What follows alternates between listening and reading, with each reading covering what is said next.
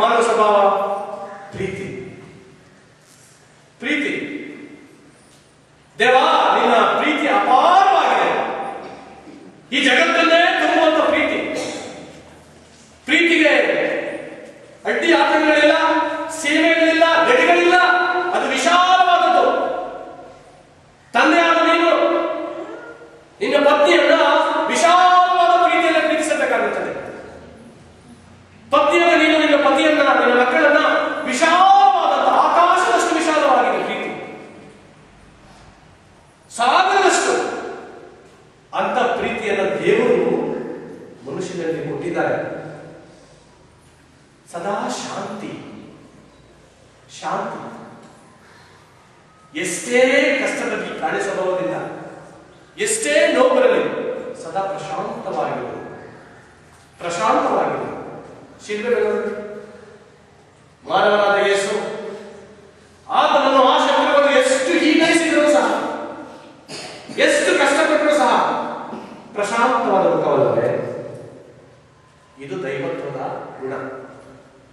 To be peaceful always. Calm down. ಮನಸ್ಸಿನಲ್ಲಿ, ಹೃದಯದಲ್ಲಿ, ನಿನ್ನ ಬಾಳಿನಲ್ಲಿ ಸದಾ ಶಾಂತ ಸ್ವಭಾವ.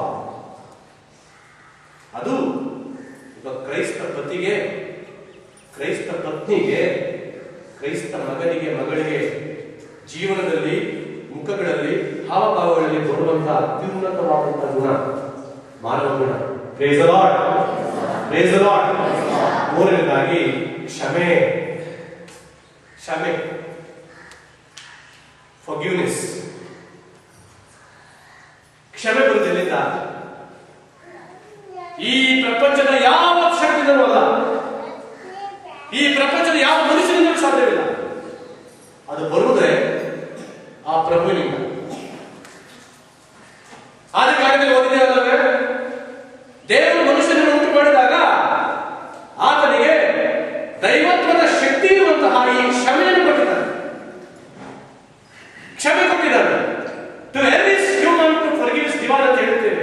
ಪಾಪ ಮಾಡುವುದು ಮನುಷ್ಯನ ಸ್ವಭಾವ, ಆದರೆ ಕ್ಷಮಿಸುವುದು ದೈವತ್ವದ ಸ್ವಭಾವ. ಅಂದರೆ ಈ ಪ್ರಾಣಿ ಸ್ವಭಾವದಲ್ಲಿ ಮನುಷ್ಯ ತಪ್ಪು ಮಾಡಬಹುದು. ಕೆಲವು ಸ್ವಲ್ಪ ಬೊಗಳಬಹುದು, ಕೆಲವು ಜೋರಾಗಿ ಬೊಗಳಬಹುದು, ಕೆಲವು ಸ್ವಲ್ಪ ಕರಡಿ ಆಗಿರ್ಬೋದು, ಸ್ವಲ್ಪ ದೊಡ್ಡ ಕರಡಿ ಆಗಿರ್ಬೋದು, ಅಥವಾ ಕೆಲವು ಸಣ್ಣ ಕೋತಿಗಳಾಗಿರ್ಬೋದು, ಅಥವಾ ದೊಡ್ಡ ಕೋತಿಗಳಾಗಿರ್ಬೋದು, ಕೆಲವು ದೊಡ್ಡ ಸಣ್ಣ ಆನೆಗಳಾಗಿರ್ಬೋದು, ಅಥವಾ ದೊಡ್ಡ ಆನೆಗಳಾಗಿರ್ಬೋದು, ಕೆಲವು ಸಣ್ಣ ಕಾಯಿಗಳಾಗಿರ್ಬೋದು, ಅಥವಾ ದೊಡ್ಡ ಕಾಯಿಗಳಾಗಿರ್ಬೋದು. ಇವೆಲ್ಲ ಸ್ವಭಾವಗಳಿವೆ. ಆದರೆ ಅದಕ್ಕೆಲ್ಲ ಸ್ವಲ್ಪ ಎತ್ತರವಾಗಿರೋದು ಕ್ಷಮಾಗುಣ. ಅದು ಮನುಷ್ಯನ ಗುಣ. Praise the Lord. Praise the Lord. ಹಾಗಾದ್ರೆ ನಾವು ಮನುಷ್ಯರಾದ ಮೇಲೆ ಆ ಕ್ಷಮೆಗಳು ಇರ್ಬೇಕಲ್ಲೇ? ಕ್ಷಮೆಗಳು ಇರ್ಬೇಕಲ್ಲೇ? ಮೂರನೇದಾಗಿ ಪ್ರೀತಿಯ ಸಹೋದರ ಸಹೋದರರೇ, ಮನುಷ್ಯನಿಗಿದ್ದದ್ದು ಭಕ್ತಿ. ಭಕ್ತಿ.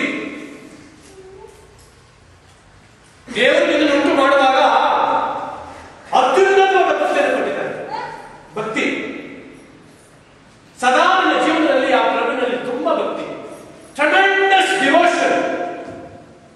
ಅದಕ್ಕಾಗಿ ಅಲ್ಲದೆ ಚರ್ಚ್ಗಳು, ಅದಕ್ಕಾಗಿ ಹಿಂದೂ ಧರ್ಮದಲ್ಲಾಗಲಿ ಇಸ್ಲಾಂ ಧರ್ಮದಲ್ಲಿ ಗುಡಿ ಗೋಪುರಗಳು, ಮಾಸ್ಕ್ಗಳು. ಯಾಕಿದೆಲ್ಲ? ಭಕ್ತಿ. ಒಂದು ಧರ್ಮದಲ್ಲಿ ಭಕ್ತಿ. ನಿನ್ನನ್ನು ಪ್ರೀತಿಸುವ, ಶಾಶ್ವತವಾಗಿ ಪ್ರೀತಿಸುವ ದೇವರಲ್ಲಿ ಇರುವ ಆ ಭಕ್ತಿ ಮನುಷ್ಯನಿಗೆ ದೇವರು ಕೊಟ್ಟಿರುವಂತಹ ಅತ್ಯುನ್ನತವಾದಂತಹ ಒಂದು ಗುಣ ಅಂದರೆ ಭಕ್ತಿ. ಇನ್ನು ಮನೆಯಲ್ಲಿರುವ ನಾಯಿ ಮನೆಗಳಿಗೆ ನಾಯಿ ಪುಷ್ಟಿ ಕೊಟ್ಟಿಲ್ಲ, ದೇವರು ಕೊಟ್ಟಿರುವುದು ಮನುಷ್ಯನಿಗೆ. ಆ ಭಕ್ತಿಯಲ್ಲೇ ನೀನು ನಿಜವಾದ ಮನುಷ್ಯ. ಆ ಭಕ್ತಿ ಯಾವಾಗಿಲ್ಲ? ನಿನ್ನ ದೇವರಲ್ಲಿ, ನಿನ್ನ ಕರ್ತನಲ್ಲಿ, ನಿನ್ನ ವಾಕ್ಯದಲ್ಲಿ, ನಿನ್ನ ಸಂಸ್ಕಾರದಲ್ಲಿ, ನಿನ್ನ ಬಲಿಪೂಜೆಯಲ್ಲಿ, ನಿನ್ನ ಪ್ರಾರ್ಥನೆಯಲ್ಲಿ, ಸ್ತೋತ್ರಗಳಲ್ಲಿ, ನಿನ್ನ ಜಪಶಗಳಲ್ಲಿ, ನೊವೇನದಲ್ಲಿ, ಸಂತರ್ಗಳಲ್ಲಿ ನಿನಗೆ ಭಕ್ತಿ ಇಲ್ಲ, ಆಗ ನೀನು ಮನುಷ್ಯನೇ ಅಲ್ಲ. Praise the Lord. Hallelujah. Hallelujah. ಮೂರನೆಯ ಅಂತಸ್ತು ಯಾವುದು ನಮ್ಮ ಜೀವನದಲ್ಲಿ? ಮನುಷ್ಯನಲ್ಲಿ ದೈವತ್ವದ ಸ್ವಭಾವ, ದ ಡಿವೈನ್ ನೇಚರ್. ಸಹೋದರ ಸಹೋದರರೇ, ಈ ದೈವತ್ವದ ಸ್ವಭಾವವನ್ನ ದೇವರು ನಮ್ಮ ಪ್ರಾಣಿ ಪಕ್ಷಿ ಕೊಡಲಿಲ್ಲ. ದೇವರು ನಮಗೂ ಕೊಡಲಿಲ್ಲ. ಕೀರ್ತನೆಯಲ್ಲಿ ಓದುತ್ತೇವೆ, ದೇವ ನೀನು ಮನುಷ್ಯನನ್ನು ದೇವದೂತರುಗಳಿಗಿಂತ ಉನ್ನತವಾಗಿ ಉಂಟು ಮಾಡಿರುವೆ. ಕೀರ್ತನೆಗಾರ ಹೇಳ್ತಾನೆ, ಅಪ್ಪ ತಂದೆಯೇ, ನೀನು ಮನುಷ್ಯನನ್ನ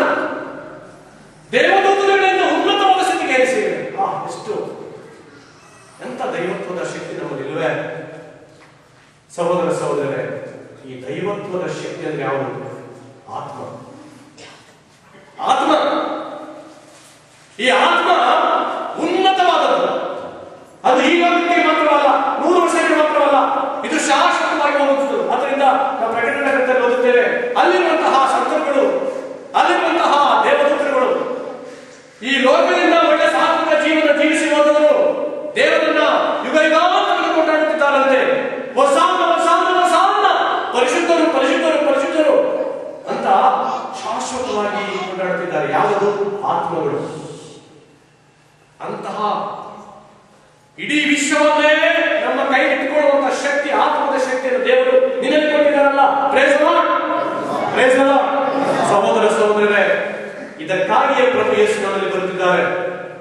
ಇದಕ್ಕಾಗಿಯೇ ಈ ದೈವತ್ವದ ಶಕ್ತಿಯನ್ನ ಇದನ್ನು ಪುನಃ ಪರಿವರ್ತಿಸುವುದಕ್ಕಾಗಿ ಮತ್ತು ಈ ಮಾನವ ಶಕ್ತಿಗಳನ್ನು ಪುನಃ ಪರಿವರ್ತಿಸುವುದಕ್ಕಾಗಿ ಮತ್ತು ಈ ಪ್ರಾಣಿ ಸ್ವಭಾವಗಳನ್ನ ಸ್ವಲ್ಪ ಪರಿವರ್ತನೆ ಮಾಡಿ ಅದನ್ನ ಮಾನವ ಸ್ವಭಾವಕ್ಕೂ, ಮಾನವ ಸ್ವಭಾವ ದೈವತ್ವದ ಸ್ವಭಾವಕ್ಕೂ ತೆಗೆದುಕೊಳ್ಳುವುದಕ್ಕಾಗಿಯೇ ಪ್ರಭು ಯೇಸು ಪ್ರತಿ ವರ್ಷ ನೆನಪಿಸಿಕೊಳ್ಳುತ್ತೇವೆ. ಅವರು ಹುಟ್ಟುತ್ತಲೇ ಇರುತ್ತಾರೆ. ಹಾಗಿರ್ಬೇಕಾದ್ರೆ ಇಂದು ನನ್ನ ಆತ್ಮದ ಉಸ್ತುವಾರಿ ಆಗಬೇಕು. ನನ್ನ ಮನುಷ್ಯ ಜೀವನದಲ್ಲಿರುವಂತಹ ಯಾವುದೇ ಕುಂದುಕೊಟ್ಟಿರುವ ಅದನ್ನು ಸರಿ ಆಗಬೇಕು ಮತ್ತು ಈ ಪ್ರಾಣಿ ಸ್ವಭಾವಗಳನ್ನು ನಾವು ದೂರ ಮಾಡಬೇಕು. ಅದು ಆಗುವುದಿಲ್ಲ ಎಂದರೆ ಪಾಪ ಜ್ಞಾಪನೆಯಲ್ಲಿ ಮಾತ್ರ. ಪಾಪ ಜ್ಞಾಪನೆಯಲ್ಲಿ ಮಾತ್ರ. ಕೆಲವರ ಒಂದು ಕೆಟ್ಟ ತತ್ವಗಳೇನು, ಈ ಪಾಶ್ಚಿಮಾತ್ಯ ತತ್ವಗಳೇನು? To be charitable is enough to forgive our sins. No. In the Western concept, people believe the more you be charitable, do the social service, then your sins are forgiven. No. ಅವರು ಏನು ಯೋಚನೆ ಮಾಡ್ತಾರೆ? ಪಾಶ್ಚಿಮಾತ್ಯ ದೇಶಗಳಲ್ಲಿ ಪಾಪ ಕ್ಷಮೆಗೆ ಹೋಗೋದಿಲ್ಲ. ಯಾಕೆ? ನಾನು ಸೇವೆ ಮಾಡಿದರೆ, ಸಮಾಜ ಸೇವೆ ಮಾಡಿದರೆ, ಸ್ವಲ್ಪ ದುಡ್ಡು ಕೊಟ್ಟರೆ, ಸ್ವಲ್ಪ ದಾನ ಧರ್ಮ ಮಾಡಿದ್ರೆ ನನ್ನ ಪಾಪಗಳಿಗೆ ಪ್ರಾಯಶ್ಚಿತ್ತವಾಗುತ್ತೆ. ಇಲ್ಲ, ಅದು ಎರಡನೇದು. ಮೊದಲನೇದು, ನೀವು ಮಾಡಿರುವಂತಹ ಈ ಪ್ರಾಣಿ ಸ್ವಭಾವದಲ್ಲಿ ಮಾಡಿರುವಂತಹ ಪಾಪಗಳು, ಈ ಪ್ರಾಣಿ ಸ್ವಭಾವಗಳು ನಿನ್ನನ್ನು ಎಷ್ಟು ಹಿಂಸಿಸುತ್ತವೆ, ನಿನ್ನನ್ನು ಎಷ್ಟು ಕೀಳಾಗಿ ಮಾಡಿಸುತ್ತವೆ, ನಿನ್ನ ಈ ಮಾನವ ಜೀವನವನ್ನು, ದೈವತ್ವ ಜೀವನ ಎಷ್ಟು ನಿನ್ನ ಈ ಧೂಳಾಗಿ ಮಾಡುತ್ತವೆ. ಅಲ್ಲಿ ನೀನು ಆ ಪಾಪಗಳಿಗೆ ಕ್ಷಮೆ ಕೇಳು. ಆಮೇಲೆ ನೀನು ದಾನಧರ್ಮ ಮಾಡು. ದಾನಧರ್ಮ ಮಾಡಿದರೆ ಮಾತ್ರ ನಿಮಗೆ ಆ ಪಾಪಕ್ಕೆ ಆ ಪಾಪಗಳ ಶಿಕ್ಷೆ ಕೊಡ್ತಾರೆ. ಅದು ಶುದ್ಧ ಸುಳ್ಳು. ಯೇಸು ಬಂದದ್ದು ಪುನಃ ದಾನಧರ್ಮ ಮಾಡಬೇಕಲ್ಲ. ಯೇಸು ಬಂದದ್ದು ಪಾಪಗಳನ್ನು ರಕ್ಷಿಸುವುದಕ್ಕಾಗಿ. ಈ ಪ್ರಾಣಿ ಸ್ವಭಾವ, ಮನುಷ್ಯನಿರುವಂತಹ ಪ್ರಾಣಿ ಸ್ವಭಾವವನ್ನು ನಾಶ ಮಾಡಿ ಅದನ್ನು ಮನುಷ್ಯನನ್ನಾಗಿ ಮಾಡೋದಕ್ಕಾಗಿ, ಮನುಷ್ಯನನ್ನ ದೇವರನ್ನು ಮಾಡೋದಕ್ಕಾಗಿ ಯೇಸು ಬಂದದ್ದು. ಅದಕ್ಕಾಗಿ ಯೇಸು ಜೀವಿಸಿ ಇದು ಶಿಲುಬೆ ಮೇಲೆ ಸತ್ತು ತನ್ನ ರಕ್ತದಿಂದ ಪಾಪಗಳನ್ನು ಕ್ಷಮೆ ಕೊಟ್ಟಿದ್ದಾರೆ. ಆಗಿರಬೇಕಾದ್ರೆ ಮೊದಲು ನಮಗೆ ಬೇಕಾಗಿರೋದು ದಾನ ಧರ್ಮಗಳಲ್ಲ. ಮೊದಲು ಬೇಕಾದದ್ದು ನನ್ನ ಪ್ರಾಣಿ ಪಕ್ಷಿಗಳಲ್ಲಿರುವ ಸ್ವಭಾವಗಳು, ಈ ಕೀಳು ಸ್ವಭಾವ, ಈ ದುಷ್ಟ ಸ್ವಭಾವ, ನನ್ನ ಮತ್ತು ಪರರ ಸಂಬಂಧವನ್ನು ಹೊಡೆಯುವ ಸ್ವಭಾವ, ನನ್ನ ಮತ್ತು ದೇವರ ಸಂಬಂಧ ಹೊಡೆಯುವ ಸ್ವಭಾವಗಳನ್ನು ನಾಶ ಮಾಡುವುದಕ್ಕಾಗಿ ಪಾಪಕ್ಕೆ ಅವನ ಸಂಸ್ಕಾರ. ಆದ್ದರಿಂದ ಪ್ರಭು 10 ಆಜ್ಞೆಗಳನ್ನು ಕೊಟ್ಟಿದ್ದಾರೆ. 10 ಆಜ್ಞೆಗಳಲ್ಲಿ 6 ಕಟ್ಟಳೆಗಳು, ಧರ್ಮಸಭೆ 6 ಕಟ್ಟಳೆಗಳು. ಆದರೆ ಪ್ರಭು ಹೇಳುತ್ತಾರೆ, ನೀವು ಯಾರ ಪಾಪಗಳನ್ನು ಕ್ಷಮಿಸಿದ್ದೀರೋ ಅವರು ಆ ಪಾಪಗಳನ್ನು ಕ್ಷಮಿಸಲ್ಪಡುತ್ತವೆ. ನೀವು ಯಾರ ಪಾಪಗಳನ್ನು ಕ್ಷಮಿಸಿದ್ರೆ ಉಳಿಸುತ್ತೀರೋ ಅವು ಹಾಗೇ ಉಳಿದುಕೊಳ್ಳುತ್ತವೆ. ನಾನು ಹುಟ್ಟಿದಾಗಿಂದ ಸಾಯುವ ತನಕ ಯಾವುದೋ ಒಂದು ಪ್ರಾಣಿ ಸ್ವಭಾವವನ್ನು ಇಟ್ಕೊಂಡು ತಿಂತಾ ಇರುತ್ತದೆ. ಇದನ್ನು ನಾಶ ಮಾಡಬೇಕು. ಎಲ್ಲ ಪಾಪಗಳು ಬೇಕಾಗಿಲ್ಲ. ಯಾವುದೋ ಒಂದು ಪಾಪದ ಸ್ವಭಾವ, ಯಾವುದೋ ಒಂದು ಪ್ರಾಣಿ ಸ್ವಭಾವ ನಮ್ಮಲ್ಲಿ ಸೇರಿಕೊಂಡಿದೆ, ಅದನ್ನು ಹಿಂಸಿಸುತ್ತದೆ.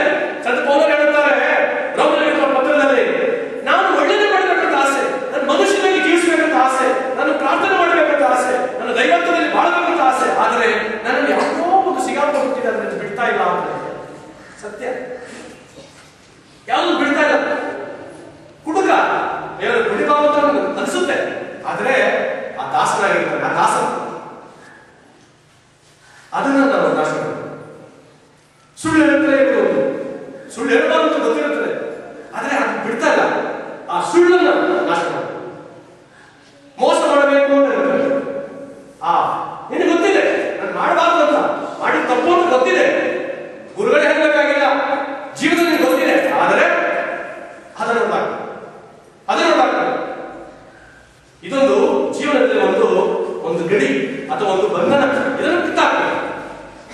ಅಥವಾ ಯಾವುದೋ ಒಂದು ವ್ಯಾಮೋಹ ಇದೆ, ಯಾವುದೋ ಒಂದು ವ್ಯಭಿಚಾರದ ವ್ಯಾಮೋಹ ಇದೆ, ಯಾವುದೋ ಒಂದು ಕೆಟ್ಟ ವ್ಯಾಚಾರ, ಯಾವುದೋ ಒಂದು ವ್ಯಾಮೋಹ ಇದೆ, ಅದನ್ನು ಕಿತ್ತಾಕ್ಬೇಕು. ಅದು ಕಿತ್ತಾಕ ಸಾಕು. ಈಗ 100 ಸ್ವಭಾವಗಳು, ಕೆಟ್ಟ ಸ್ವಭಾವಗಳಿದ್ದರೆ 100 ವರ್ಷದಲ್ಲಿ ಒಂದೊಂದೇ ಕಿತ್ತಾಕ, ಆಗ ಸ್ವಚ್ಛವಾಗ್ತೀವಿ. Praise the Lord, hallelujah, hallelujah, hallelujah. ದುಂದುಗಾರ ಮಗನು ಹಿಂದೆ ಬಂದನು, ತಂದೆಯಲ್ಲಿ ಪ್ರಾರ್ಥಿಸಿದನು. ದಾವೀದನು ದೊಡ್ಡ ಪಾಪ ಮಾಡಿದ ಮೇಲೆ ಆ ವ್ಯಾಮೋಹದಿಂದ, ಆ ವ್ಯಭಿಚಾರದಿಂದ ತಂದೆ ದೇವರಲ್ಲಿ ಕ್ಷಮೆ ಕೇಳಿಕೊಂಡ, ಪ್ರಭು ಅದನ್ನು ಕ್ಷಮಿಸಿದರು. ಒಳ್ಳೆಯ ಕಳ್ಳ ಶಿಲುಬೆ ಮೇಲೆ ತಾನು ಮಾಡಿದ ಎಲ್ಲಾ ಪಾಪಗಳಿಗೆ ಒಂದೇ ಒಂದು ಕ್ಷಣದಲ್ಲಿ ಕ್ಷಮೆ ಬೇಡಿಕೊಂಡ. ಯೇಸು ಆತನಿಗೆ ಪರನಾಮವನ್ನು ಹೇಳಿದರು. ಹಿಂದೆ ನೀನು ನನ್ನೊಡನೆ ಪರನಾಮದಲ್ಲಿರುವೆ, ಮಗನೇ ಮಗನೇ, ಹಿಂದೆ ನೀನು ನನ್ನೊಡನೆ ಪರನಾಮದಲ್ಲಿರುವೆ. ಕೇವಲ ಕ್ರಿಸ್ಮಸ್ ಅಲ್ಲ, ಕೇವಲ ಈಸ್ಟರ್ ಹಬ್ಬದಲ್ಲ, ಕೇವಲ ಚರ್ಚ್ ಹಬ್ಬದಲ್ಲ, ಹಿಂದೆ ನೀನು ಪ್ರತಿ ಕ್ಷಣದಲ್ಲಿ ನೀನು ಪರನಾಮದಲ್ಲಿರುವೆ ಎಂಬುದಾಗಿ ಪ್ರಭು ಹೇಳುತ್ತಾರೆ. ಯಾವಾಗ ನಾನು ಒಳ್ಳೆ ಮನಸ್ಸಿನಿಂದ, ಭಕ್ತಿಯಿಂದ, ಧೈರ್ಯದಿಂದ ಆ ಪಾಪಿಗೆ ಸಂಸ್ಕಾರಕ್ಕೆ ಹೋದಾಗ ಅಲ್ಲಿ ಕುಳಿತಿರುವವರು ಒಬ್ಬ ಮನುಷ್ಯ ಯಾಜಕನಲ್ಲ, ಅಲ್ಲಿ ಕುಳಿತಿರುವ ಮನುಷ್ಯ ಯಾಜಕನಲ್ಲ. ಪ್ರೊಟೆಸ್ಟೆಂಟ್ ಪೆಂಟೆಕಾಸ್ಟ್ ಹೇಳುತ್ತಾರೆ ಗೋಡೆಗಳನ್ನು ಹೇಳ್ಬಿಡೋಣ ಅಂತ. ಇಲ್ಲ, ದೇವರು ಈ ಒಂದು ಅದ್ಭುತಕರವಾದ ಸಂಸ್ಕಾರವನ್ನು ಕೊಟ್ಟಿದ್ದಾನೆ. ನಮ್ಮಲ್ಲಿ ಅನೇಕ ಪ್ರೊಟೆಸ್ಟೆಂಟ್ ಬರುತ್ತಾರೆ, ಪೆಂಟೆಕಾಸ್ಟ್ ಬರುತ್ತಾರೆ, ನೀವೇ ಗುರುಗಳು ಹೇಳಬೇಕು, ಅವ್ರು ತಪ್ಪು ಮಾಡ್ತಾರೆ. ಮನುಷ್ಯನ ರೀತಿಯ ಆದರೂ ತಪ್ಪು ಮಾಡಬಹುದು, ಆದರೆ ಸಾಂಸ್ಕಾರಿಕವಾಗಿ ಅದನ್ನು ತಪ್ಪು ಮಾಡಲು ಸಾಧ್ಯವೇ ಇಲ್ಲ. ಏಕೆಂದರೆ ಆರಿಸಿಕೊಂಡವರು ಅವರು ಕರ್ತನವರನ್ನು ಆರಿಸಿಕೊಂಡಿದ್ದಾರೆ, ನಿನ್ನನ್ನು ಆರಿಸಿಕೊಳ್ಳಲಿಲ್ಲ, ಅವರನ್ನು ಆರಿಸಿಕೊಂಡಿದ್ದಾರೆ. ಆಗಿರಬೇಕಾದ್ರೆ ಇಂಥ ಆಳವಾದ ವಿಶ್ವಾಸ ನಮ್ಮಲ್ಲಿರಬೇಕು. ಎಷ್ಟೋ ಕೆಟ್ಟ ತತ್ವಗಳು ಬರುತ್ತವೆ. ಪ್ರೊಟೆಸ್ಟೆಂಟ್ ಪೆಂಟೆಕಾಸ್ಟ್ ಅನೇಕರು ಬೇರೆ ಬೇರೆ ಧರ್ಮದಲ್ಲಿ ಹೇಳುತ್ತಾರೆ. ಅವರ ಹತ್ರ ಏನು ಹೇಳುದು? ಅವರೇನು? ಅವರು ನಮಗಿಂತ ಕೆಟ್ಟವರು. ಕೆಟ್ಟವನು ಅವರು ಮನುಷ್ಯನಾಗಿರಬಹುದು ಹೊರಗಡೆ, ಆದರೆ ಸಂಸ್ಕಾರದಲ್ಲಿ ಆತನು ನೀತಿವಂತನು, ಆತನು ಯಾಜಕನು, ಆತನು ದೇವರನ್ನು ಆರಿಸಲ್ಪಟ್ಟವನು, ಅಭಿಷೇಕಪಟ್ಟವನು ಅಂತ ಆಳವಾದ ವಿಶ್ವಾಸ ನನಗಿರಬೇಕು, ನನ್ನ ತಂದೆಗಿರಬೇಕು, ನನ್ನ ತಾಯಿಗಿರಬೇಕು, ನನ್ನ ಮಕ್ಕಳಿಗಿರಬೇಕು. ಆದ್ದರಿಂದ ಆ ಸ್ಥಳದಲ್ಲಿ ಕುಳಿತಿರುವವರು ಯೇಸು ಕೃಪೆಯಾಗಿರುತ್ತಾರೆ. ಅಲ್ಲಿ ಹೋಗಿ ಪ್ರೀತಿಯಿಂದ, ಭಕ್ತಿಯಿಂದ, ಧೈರ್ಯದಿಂದ, ಸಮಾಧಾನದಿಂದ, ನನ್ನಲ್ಲಿ ಯಾವುದೋ ಒಂದು ಪಾಪದ ಒಂದು ಮುಳ್ಳು, ಯಾವುದೋ ಪಾಪದ ಒಂದು ಆ ಒಂದು ದಾಸತ್ವ ಅದನ್ನು ಕಿತ್ತು ಹಾಕುವಂತೆ ಆ ಪ್ರಭು ಯೇಸುವಿನಲ್ಲಿ ನಾವು ಇಂದು ವಿಶೇಷವಾಗಿ ಪ್ರಾರ್ಥಿಸಿಕೊಳ್ಳೋಣ. ಕ್ರಿಸ್ಮಸ್ ಹಬ್ಬ ನನ್ನ ಜೀವನದಲ್ಲಿ ಅತಿ ಸುಂದರವಾದ ಹಬ್ಬವಾಗಲಿ. ಯೇಸು ನನ್ನ ಹೃದಯದಲ್ಲಿ, ನನ್ನ ಮನಸ್ಸಿನಲ್ಲಿ, ನನ್ನ ಆತ್ಮದಲ್ಲಿ, ನನ್ನ ಬಾಳಿನಲ್ಲಿ, ನನ್ನ ಕುಟುಂಬದಲ್ಲಿ, ನನ್ನ ಧರ್ಮ ಕೇಂದ್ರದಲ್ಲಿ, ನಮ್ಮ ಜನರಲ್ಲಿ ಸದಾಕಾಲ ಜೀವಿಸುತ್ತಾಗಲಿ ಎಂಬುದಾಗಿ ನಾವು